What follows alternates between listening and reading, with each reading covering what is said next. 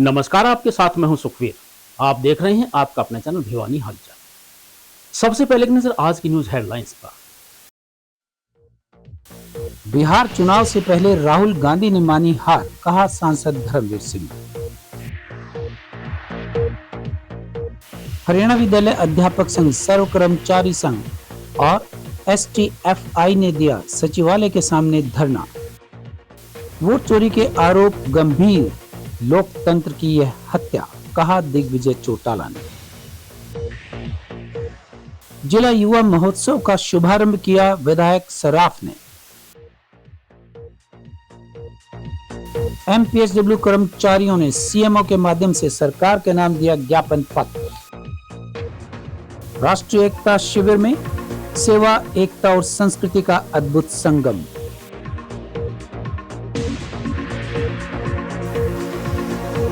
पेयजल की लीकेज लाइनों को दुरुस्त करने की जानकारी क्षेत्र के लोगों को भी दी, कहा नगराधीश ने।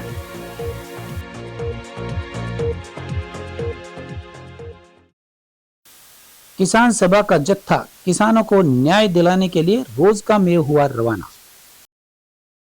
अब खबरें विस्तार से। लोकसभा में कांग्रेस पार्टी के प्रतिपक्ष नेता राहुल गांधी के चुनाव आयोग पर राज्य विधानसभा चुनाव में वोट चोरी के आरोपों पर सांसद धर्मवीर सिंह ने तीखी प्रतिक्रिया की है। सांसद ने कहा कि हर सुधार के पीछे राहुल गांधी को गड़बड़ नजर आती है। उनके बयानों से प्रतीत होता है कि बिहार विधानसभा चुनाव में उन्होंने पहले ही अपनी हार मान ली है। उन्होंने कहा कि बिहार में पूर्ण बहुमत के साथ NDA की सरकार बनेगी। भिवानी महेंद्रगढ़ लोकसभा क्षेत्र के सांसद धर्मवीर सिंह ने कहा कि राहुल गांधी के हरियाणा के वोट चोरी के बयान पर उन्होंने तीखी प्रतिक्रिया व्यक्त करते हुए कहा कि राहुल एक बात को बार बार रिपीट कर रहे हैं। उन्होंने कहा कि बिहार चुनाव से पहले ही राहुल गांधी ने हार मान ली है। ऐसा लगता है कि सोते वक्त भी उन्हें वोट चोरी की बात ही याद रहती है। उन्होंने कहा कि हरियाणा का वोटर हरियाणा में, बिहार का वोटर बिहार में और बंगाल का वोटर बंगाल में वोट डाले। हर सुधार के पीछे राहुल गांधी को केवल गड़बड़ नजर आती है। हर चुनाव में उन्हें चोरी नजर आती है। उन्होंने तो चुनाव आयोग को भी नहीं बख्शा। उन्हें थोड़ा समझदारी के साथ बयान देना चाहिए। उन्होंने कहा कि आज देश को आवश्यकता है कि नकली वोट न रहें, एक ही व्यक्ति के दो वोट न बने। ऐसा है, मुझे लगता है राहुल गांधी जी ने कोई किताब पढ़ी है कि एक बात को बार बार झूठ, बार बार 100 बार बोलोगे तो लोगों को लगेगी कि ये सच है, और इसीलिए ये कई दिन से रिपीट कर रहे हैं, चोरी चोरी चोरी। मुझे लगता है सोते वक्त भी वही बात याद रहती है। अब बिहार का चुनाव है, अब देखोगे उन्होंने पहले ही हार मान ली कि NDA की सरकार बनने जा रही है, अच्छे बहुमत से बनने जा रही है, तो फिर बाद में कहेंगे देखो मैं तो पहले ही कह रहा था कि हमारे को धक्के से आएंगे। क्योंकि जो अंदर का भय है वो निकल जाता है, कहीं ना कहीं से बाहर आ जाता है। तो आप देख रहे हैं जब चुनाव के रिजल्ट आएंगे 14 नवंबर को, हम बहुत अच्छे बहुमत से सरकार बनाने जा रहे हैं। सर, चुनाव हुआ था, 25 लाख वोट फर्जी डाले गए थे। चुनाव आयोग पर भी उन्होंने आरोप लगाया, सीधा सीधा आरोप लगाया। देखो, पहली दफ़ा इलेक्शन कमीशन ऑफ इंडिया जब वोटों की असल वोट कौन सा इस देश का, प्रदेश का, जब उसकी छटनी करती है, देखो सच्चाई तो यही है। क्या बांग्लादेशियों का, रोहिंग्यान का वोट इस देश में रखोगे? आपका हिंदुस्तान एक आज़ाद भारत है, यहाँ का वोटर ही अपनी सरकार बनाए। एक वोटर दो जगह वोट बनवा लेता है, ये कोई अच्छी बात थोड़ी है।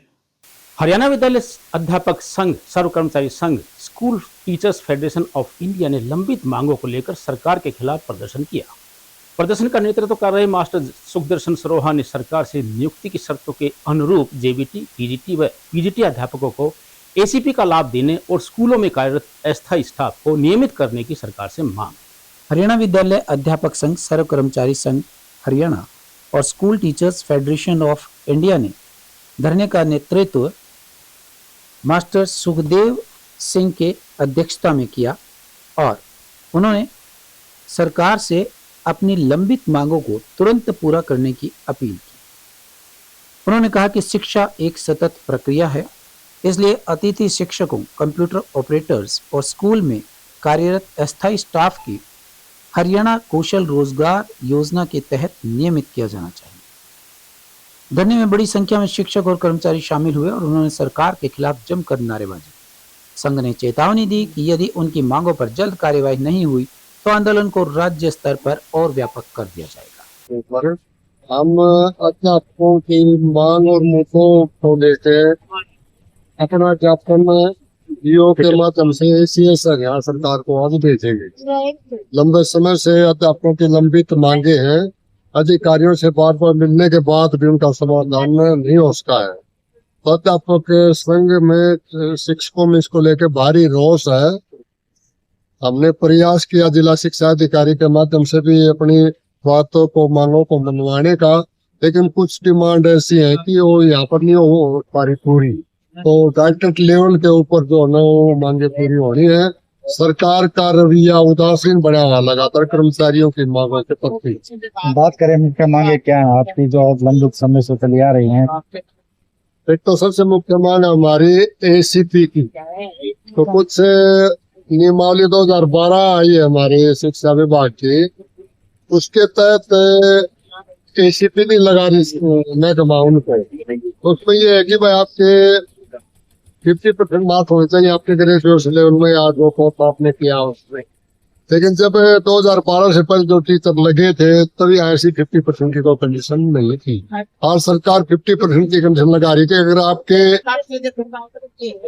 50% मार्क्स होंगे आपके ग्रेजुएशन में आपके कोर्स में तो आपके एसीपी लगेगी। इसका हमारा विरोध है कि मान लो 2012 से पहले जो अध्यापक लगे हैं उनको तो इसकी लगनी चाहिए, क्योंकि एसीपी और जो मार्क परसेंटेज का कोई कोरिलेशन नहीं है। एसीपी लगती है हमारी सर्विस के आधार पर, यानी जैसे पहले 8 साल पर थे, 16 पर थे, 24 पर। तो सरकार जानबूझ कर इसको लटकाने के लिए, लेट करने के लिए 50% की।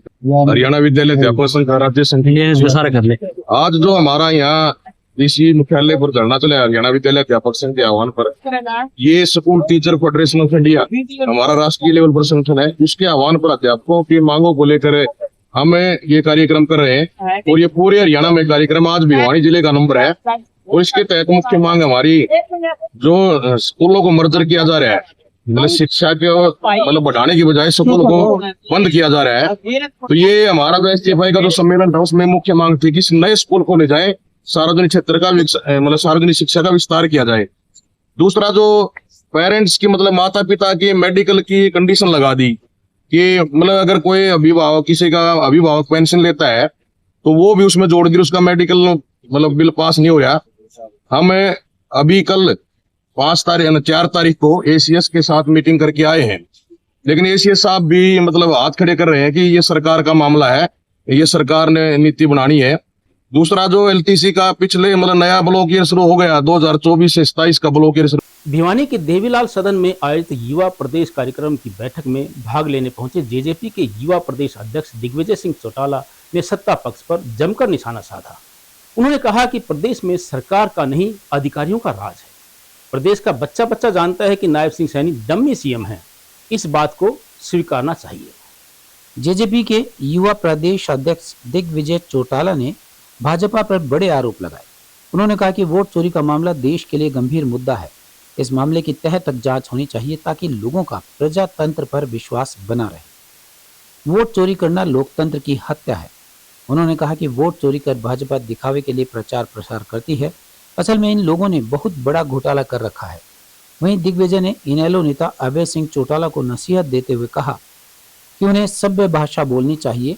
तानाशाही प्रजातंत्र में ज्यादा दिन तक नहीं टिका करती है। दिग्विजय चौटाला ने रोहतक डीसी के साथ बर्ताव को लेकर अपने चाचा एवं इनेलो सुप्रीमो अभय चौटाला के बारे में कहा कि उनकी फूहड़ भाषा किसी को खुश करके केवल 2 मिनट ताली बजवा सकती है, पर यह लंबी राजनीति के लिए कारगर नहीं है। वहीं हरियाणा में नायब सरकार के 1 साल पूरा होने पर सवाल खड़ा करते हुए दिग्विजय ने कहा कि हरियाणा में चुने हुए नुमाइंदों का नहीं अधिकारियों का राज है।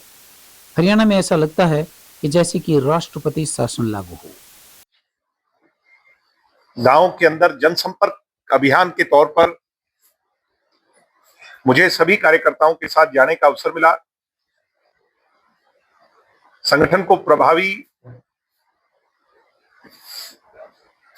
और ताकतवर बनाने के लिए युवा जोड़ो अभियान की मुहिम प्रदेश के सभी 90 विधानसभा क्षेत्रों में एवं सभी जिलों में सुचारू रूप से चलाई गई। उसके पश्चात युवा योद्धा कार्यक्रम सिरसा जिला,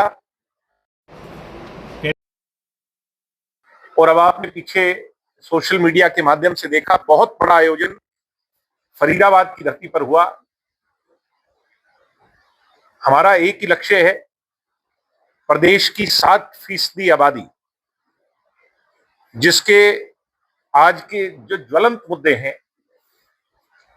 बेरोजगारी का हो, क्राइम इंडेक्स की बढ़ोतरी का हो, एजुकेशन का हो, हेल्थ का हो, सीईटी के एग्जामिनेशन का हो, मूलभूत जरूरियात के जो उसके मुद्दे हैं, उस पर हम जनता को चेताएं, जगाएं और सरकार के सामने बड़ी चुनौती बनकर के खड़े हों, उन मुद्दों पर संघर्ष करें और युवाओं की सोच की जीत हो। इसके साथ साथ पूरे प्रदेश में ये जो 60% आबादी है, जो नौजवान योद्धा है इस हरियाणा प्रदेश के, जो हरियाणा प्रदेश का भविष्य है। आज 60 साल हो गए हरियाणा प्रदेश को। 1966 में हरियाणा बना था, 2025 में 60 साल पूरे कर लिए हरियाणा ने। 60 साल में हमारे प्रांत के लोगों ने बहुत कुर्बानियां देकर इस प्रदेश को बहुत मजबूत बनाया है, मगर अगले 40 साल जब ये प्रदेश 100 साल पूरे करेगा, उसकी जिम्मेवारी इन्हीं योद्धाओं के कंधों पर है। राजकीय औद्योगिक प्रशिक्षण संस्थान के द्वारा राजीव गांधी महिला महाविद्यालय प्रांगण में जिला युवा महोत्सव 2025 का शुभारंभ विधायक घनश्याम सर्राफ के द्वारा किया गया। समारोह के मुख्य अतिथि सर्राफ ने कहा कि युवा पीढ़ी हमारे देश का भविष्य है। ऐसे आयोजन युवाओं के व्यक्तित्व विकास में अहम भूमिका निभाते हैं। महोत्सव में ITI के 75 विद्यार्थियों ने कहानी लेखन, कविता लेखन, चित्रकला इत्यादि प्रतियोगिताओं में भाग लिया।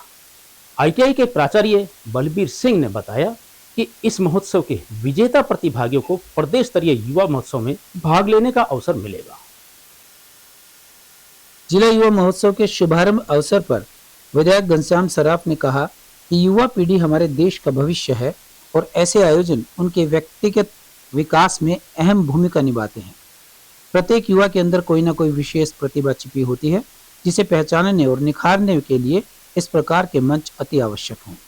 उन्होंने कहा कि इस तरह के सांस्कृतिक और रचनात्मक आयोजनों से युवाओं में आत्मविश्वास, टीम भावना और राष्ट्र प्रेम की भावना का विकास होता है। इस जिला स्तरीय युवा महोत्सव में कुल 7 प्रकार की प्रतियोगिताएं आयोजित किए गए, जिनमें राजीव गांधी महिला महाविद्यालय में समूह लोक नृत्य, समूह लोकगीत और लोक संगीत, वहीं राजकीय ITI परिसर में कहानी लेखन, कविता लेखन, चित्रकला और डेक्लेमेशन और विज्ञान मेला जैसी प्रतियोगिताएं संपन्न हुई, जिनमें विद्यार्थियों ने अपनी सृजनात्मकता, तर्क शक्ति और वैज्ञानिक दृष्टिकोण का प्रदर्शन किया। इस कार्यक्रम में कुल 75 प्रतिभागियों ने भाग लिया, जो जिले के विभिन्न विद्यालयों और महाविद्यालयों से आए थे। वहीं राजकीय ITI के प्रधानाचार्य बलबीर सिंह ने बताया कि कार्यक्रम का समापन शुक्रवार को विजेताओं को सम्मानित करके किया जाएगा। इस महोत्सव के विजेताओं को आगामी वर्ष जनवरी में पंचकुला में होने वाले राज्य स्तरीय महोत्सव में भाग लेने का अवसर मिलेगा।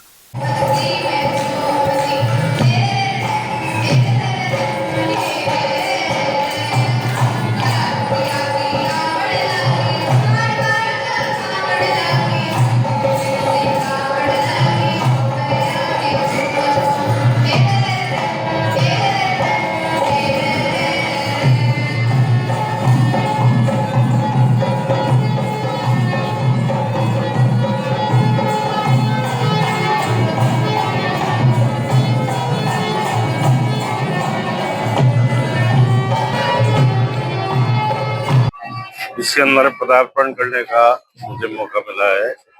यहाँ के सारे बच्चों का हार्दिक उनका स्वागत करता हूँ, जो ये कार्यक्रम में भाग ले रहे हैं या दर्शक बन के भी पीछे बैठे हैं, उनका भी।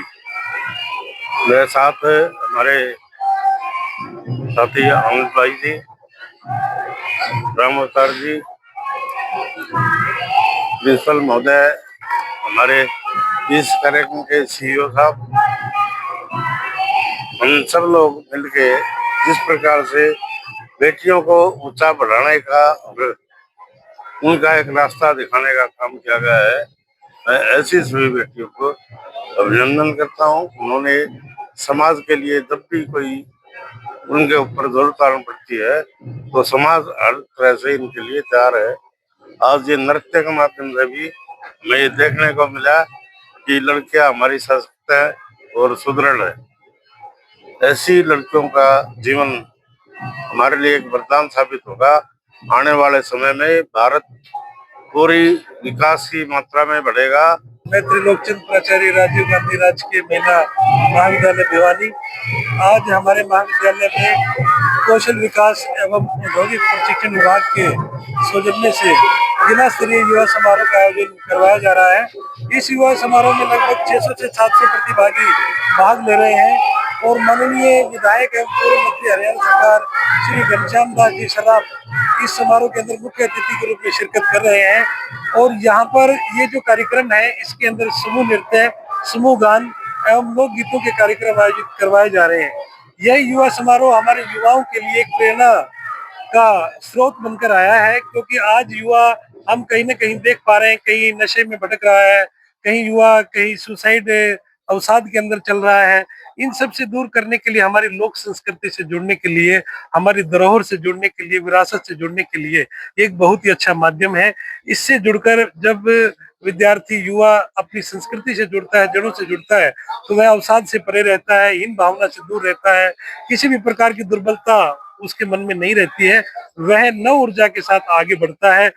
मैं आपको बताना चाहूँ, जो युवा कार्यक्रम है जो सरकार ने इतना खर्चा लगा के किया है, बहुत अच्छी पहल है।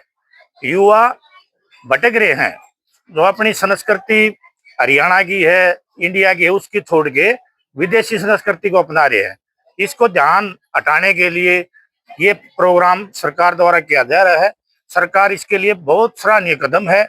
बच्चे आजकल बड़ी बुरी आदतें करने लग गए, नशा की, विदेशी संस्कृति, तो उससे हटाने के लिए युवाओं को प्रोत्साहन किया जाता है बहुत ज्यादा। बहुउद्देशीय स्वास्थ्य कर्मचारी एसोसिएशन ने अपनी लंबित मांगों को लेकर सरकार के खिलाफ 1 दिवसीय धरना प्रदर्शन किया। एमपीएसडब्ल्यू एसोसिएशन नेताओं ने 4200 रुपए ग्रेड पे लागू करने सहित सभी मांगों को पूरा करने की सरकार से मांग की। इस संबंध में विधायक व सांसदों को ज्ञापन भी दिए जा चुके हैं, लेकिन सरकार अपनी हठधर्मिता पर अड़ी हुई है। अगर सरकार ने उनकी मांगे नहीं मानी तो वे बड़ा आंदोलन करने पर मजबूर होंगे। बहुउद्देशीय स्वास्थ्य कर्मचारी एसोसिएशन ने अपनी लंबित मांगों को लेकर 1 दिवसीय धरना प्रदर्शन किया। मांगों को लेकर नेहरू पार्क में एकत्रित हुए व जोरदार नारेबाजी की।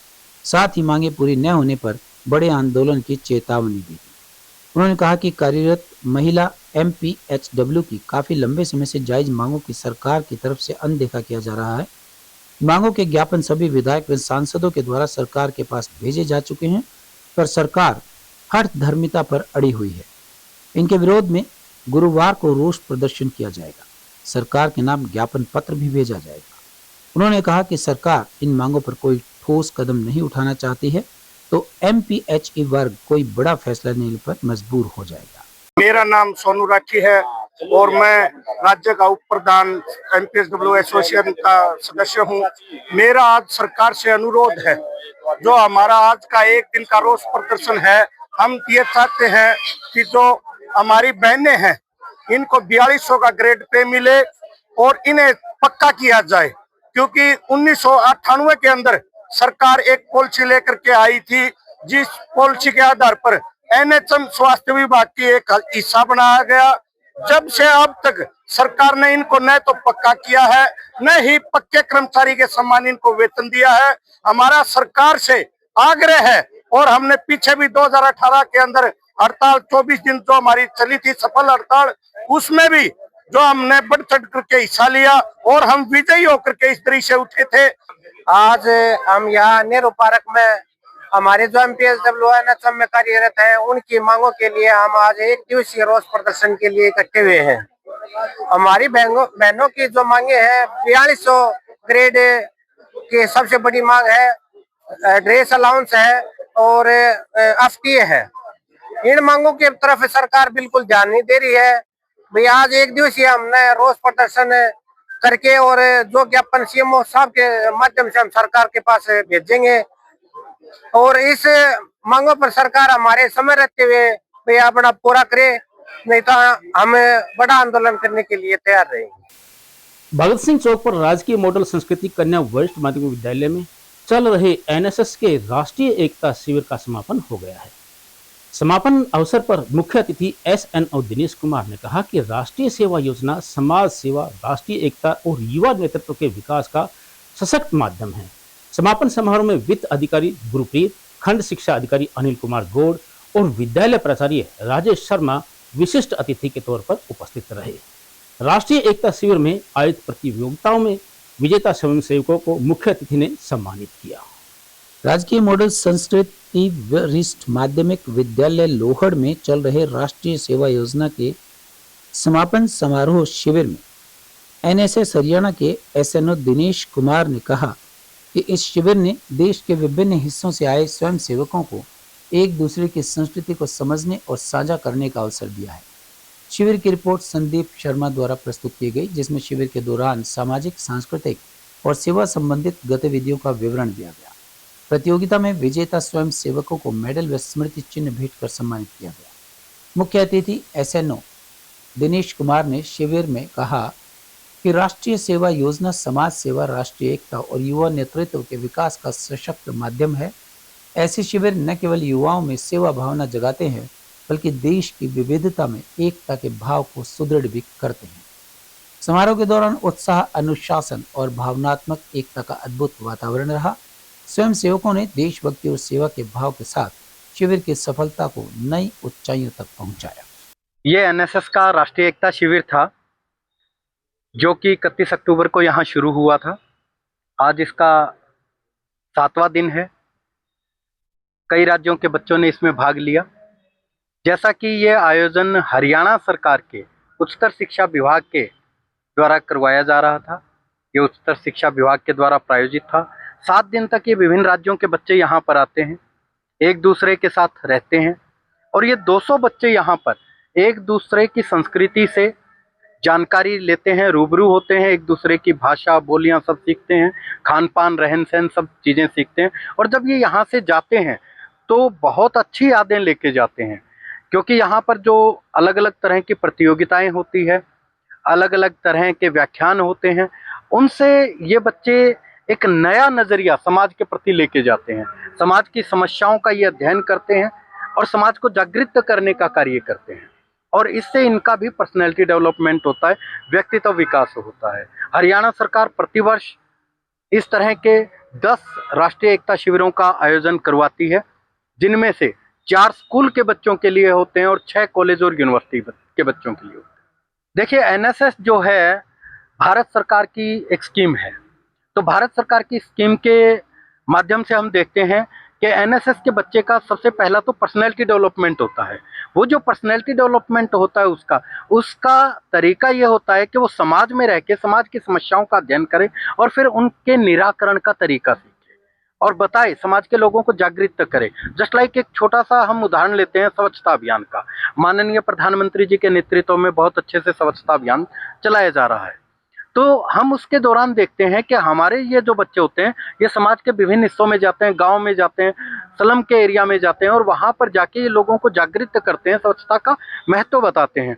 इसी तरह से चाहे नशा मुक्ति की बात हो, चाहे वोटर अवेयरनेस की बात हो, हर एक कार्यक्रम में ये बच्चे बढ़ चढ़ कर भाग लेते हैं। कभी रैलियों के माध्यम से, कभी नुक्कड़ नाटक के माध्यम से ये लोग अपना भी पर्सनैलिटी डेवलपमेंट करते हैं और समाज के लोगों को जागृत भी करते हैं। फूल डाल का पीछे पहले उपवन का श्रृंगार है, अपना नहीं पराया कोई घर सारा संसार है।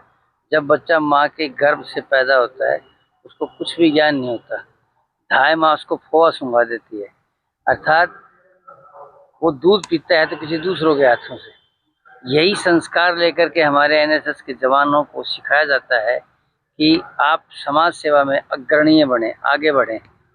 ਅਸੀਂ ਬਹੁਤ ਸਭ ਤੋਂ ਪਹਿਲਾਂ ਤਾਂ ਸ਼ੁਕਰੀਆ ਕਰਨਾ ਚਾਹਾਂਗੇ ਇਸ ਗਵਰਨਮੈਂਟ ਦਾ, ਹਰਿਆਣਾ ਗਵਰਨਮੈਂਟ ਦਾ, ਜਿਨ੍ਹਾਂ ਨੇ ਸਾਨੂੰ इस कैंप ਦੇ ਵਿੱਚ ਪਾਰਟਿਸਿਪੇਟ ਕਰਨ ਦੇ ਲਈ ਇਹ ਸਭ ਕੁਝ ਪ੍ਰੋਵਾਈਡ ਕੀਤਾ। ਫਿਰ ਸਭ ਤੋਂ ਮੇਨ ਗੱਲ ਕਿ ਇੱਥੇ ਜੋ ਇੱਥੇ ਮੈਨਿਊ ਸੀ, ਜੋ ਡਾਈਟ ਸੀ, ਪੰਜਾਬ ਦੇ ਵਿੱਚ ਸਿਰਫ ਵੈਜ ਅਲਾਉਡ ਹੁੰਦਾ ਹੈ, ਇੱਥੇ ਬਿਲਕੁਲ ਵੀ ਨਾਨ ਵੈਜ ਨਹੀਂ ਸੀ, ਜਿਹਨੂੰ ਵੇਖ ਕੇ ਸਾਨੂੰ ਬਹੁਤ ਵਧੀਆ ਲੱਗਾ। ਸਾਰੇ ਟੀਚਰ ਸਾਰੇ ਸਭ ਕੋਆਪਰੇਟ ਕਰ ਰਹੇ ਸੀ, ਕਿਸੇ ਵੀ ਤਰੀਕੇ ਦਾ ਮਤਲਬ ਕੋਈ ਵੀ ਹੁੰਦਾ ਸੀ ਸਭ ਐਡਜਸਟ ਕਰਦੇ ਸੀ। यहाँ आकर के बहुत कुछ सीखने को मिला।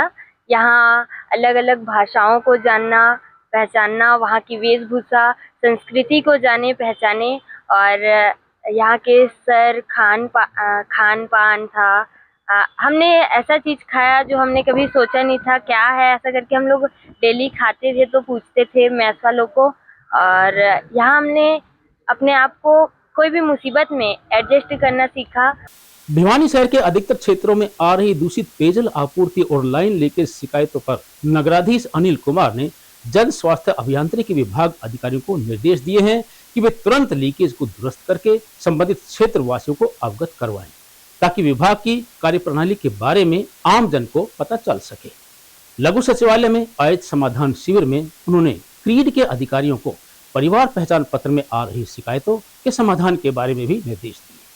नगराधीश अनिल कुमार ने डीआरडीए सभागार में आयोजित समाधान शिविर में अधिकारियों को निर्देश दिए कि परिवार पहचान पत्र में आय से संबंधित शिकायतों के समाधान के लिए निर्धारित समय में फिजिकल वेरिफिकेशन करें। परिवार पहचान पत्रों में आय के अलावा अन्य त्रुटियों को भी दुरुस्त किया जाए, ताकि नागरिकों को सरकारी योजनाओं का लाभ लेने में परेशानी न हो। समाधान शिविर में कामरेड ओम प्रकाश ने नगराधीश के समक्ष शिकायत रखते हुए बताया कि नवा राजगढ़ से कुड लोहारू रोड तक करीबन 2 किलोमीटर तक का रास्ता कच्चा है, जबकि इसका एस्टीमेट बनाया गया था।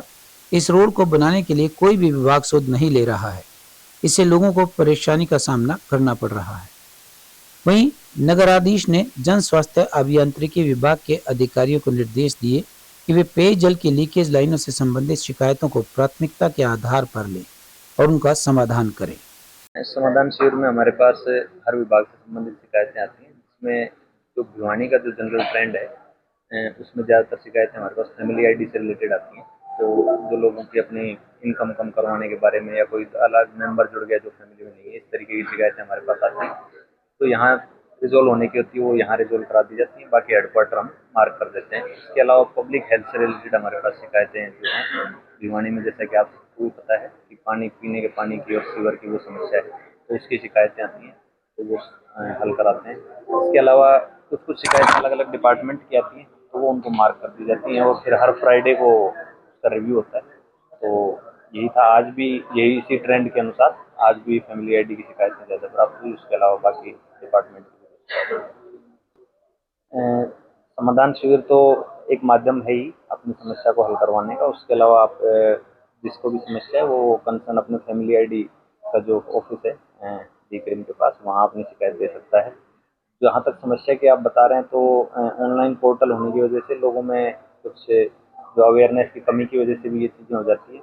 उसके अलावा कुछ लोग हैं जो अपनी फैमिली आईडी स्प्लिट कराने के लिए उसके लिए करते हैं कि जो भी मेंबर इनकम अर्निंग मेंबर है उसको अलग कराने की कोशिश करते हैं, तो उसमें भी फिर उसकी वजह से दिक्कतें आ जाती हैं। तो इन्हीं सब कारणों की वजह से फैमिली आईडी शिकायतें आती हैं। रोजकामेव गांव के किसानों को जमीन अधिग्रहण मामले में न्यायोचित मुआवजा दिलाने के लिए होने वाली संयुक्त किसान मोर्चा महापंचायत में भाग लेने के लिए अखिल भारतीय किसान सभा का प्रतिनिधिमंडल नूंह जिले के लिए रवाना हुआ। किसान सभा के जिला उपप्रधान कामरेड ओम प्रकाश ने कहा कि नूंह जिले में IMT बनाने के लिए राज्य सरकार के द्वारा किए गए कृषि भूमि के अधिग्रहण का सरकार मनमाने ढंग से मुआवजा देकर गरीब और अल्पसंख्यक किसानों के साथ भेदभाव कर रही है। राज्य में कानून व्यवस्था ठप होकर रह गई है, लेकिन कोई भी जवाबदेही लेने के लिए तैयार नहीं है। अखिल भारतीय किसान सभा का जत्था किसान सभा के जिला उप प्रधान कामरेड ओम प्रकाश ने रवाना करते हुए कहा कि रोजकामेव जिला नूंह में 2010 में IMT के लिए राज्य सरकार ने कई गांव की कृषि भूमि का अधिग्रहण किया था। उसके लिए एक बार 21 लाख रुपए प्रति एकड़ तथा बाद में 25 लाख रुपए प्रति एकड़ का मुआवजा स्वीकार किया गया था। बाद में साथ लगती कृषि भूमि का 1.25 करोड़ रुपए प्रति एकड़ मुआवजा दिया गया, जबकि स्वयं सरकार व कंपनी आज उसी जमीन का कई करोड़ रुपए प्राप्त कर रही है। परंतु पीड़ित किसानों को न्यायोचित मुआवजा नहीं दे रही। पिछले 2 वर्षों से किसान आंदोलनरत हैं। किसी हल्फनामे में अनेक अनपढ़ किसानों के अंगूठे लगवाकर उनका कोर्ट अधिकार भी छीन लिया गया है। अब किसानों के पास गुजारे लायक कोई जमीन नहीं बची है। वे दर दर की ठोकरें खाने पर मजबूर है। जिला उप प्रधान अखिल भारतीय किसान सभा, आज हमारे किसानों का ये जत्था रोज मेवका जा रहा है। रोज मेवका में IMT के लिए 2010 में सरकार ने जमीन का अधिग्रहण किया था और उन किसानों को वाजिब मुआवजा नहीं दिया और वे किसान लगातार आंदोलन कर रहे हैं उचित मुआवजा लेने के लिए। जो जमीन किसानों को 40 लाख एकड़ देने की बात हुई है, उस जमीन का 2 करोड़ 4 करोड़ प्रति एकड़ कीमत हो रही है और उन किसानों को जो सदा के लिए उनकी जमीन ले ली, उनकी पीढ़ियां कैसे गुजारा करेंगी, उनको वाजिब मुआवजा नहीं दे रही सरकार। ये वाजिब मुआवजा लेने के लिए वो लगातार आंदोलन कर रहे हैं। सरकार उनकी बात नहीं सुन रही और जबरदस्ती कर रही है। इसलिए वहाँ आज बड़ी महापंचायत है तमाम किसान संगठनों की, संयुक्त किसान मोर्चा की। और अब चलते चलते नीति आयोग ने समस्या पर रोशनी डाली है, लेकिन ठोस समाधान सुझाने में विफल रहा है। समस्या है कि सेवा क्षेत्र में रोजगार की खराब स्थिति। आयोग ने कहा है कि भारतीय आर्थिक ढांचे में सेवा क्षेत्र केंद्रीय स्थल पर है, लेकिन इसके भीतर अनौपचारिक क्षेत्र का हिस्सा बेहद बड़ा है, जहां अधिकांश कर्मियों को रोजगार सुरक्षा या सामाजिक संरक्षण हासिल नहीं है। अर्थव्यवस्था में सबसे ज्यादा योगदान के बावजूद सेवा क्षेत्र के कर्मी निम्न वेतन जाल में फंसे हुए हैं। सेवा क्षेत्र अर्थव्यवस्था में योगदान 55% से अधिक है, मगर यह कुल रोजगार में इसका हिस्सा 1/3 ही है और उसमें भी ज्यादातर कम वेतन वाले और अनौपचारिक नौकरियां हैं।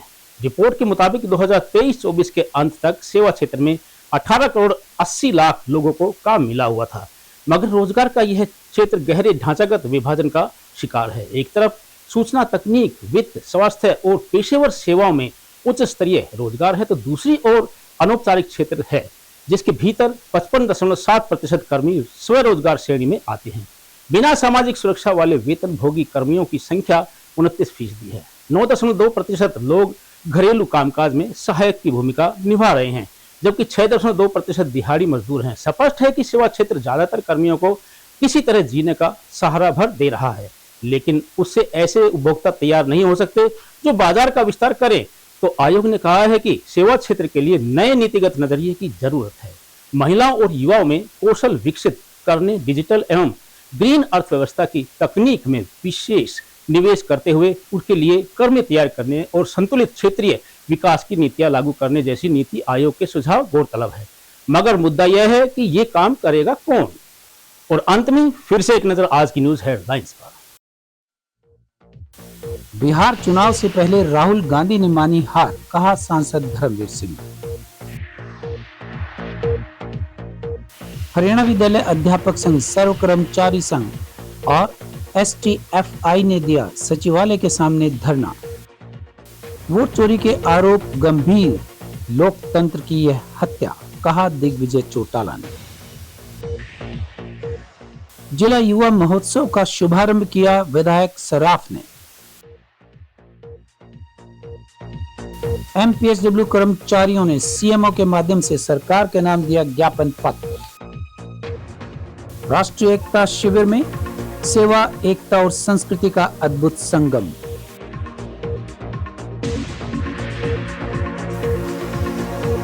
पेयजल की लीकेज लाइनों को दुरुस्त करने की जानकारी क्षेत्र के लोगों को भी दी, कहा नगराधीश ने।